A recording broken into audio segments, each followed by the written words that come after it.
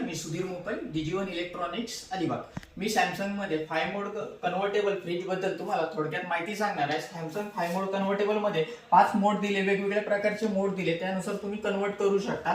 त्या मोड मध्ये तुम्हाला इथे फक्त मधला बटन प्रेस 3 सेकंद प्रेस करून तुम्हाला प्रत्येक मोड हा चेंज करता येईल. तुम्हाला त्या मोड मध्ये तुम्हाला नॉर्मल मोड येईल. तुम्हाला नॉर्मल मोड मध्ये तुम्हाला फ्रीजर आणि फ्रीज सेक्शन हे दोन्ही यूज करता येतील तुम्हाला.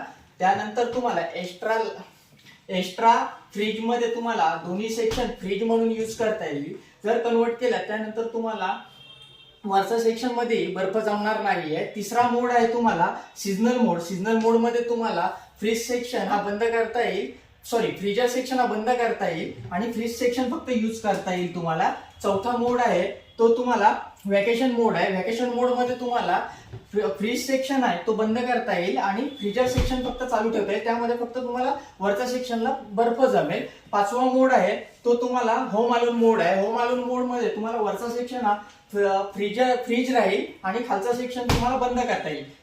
थँक्यू.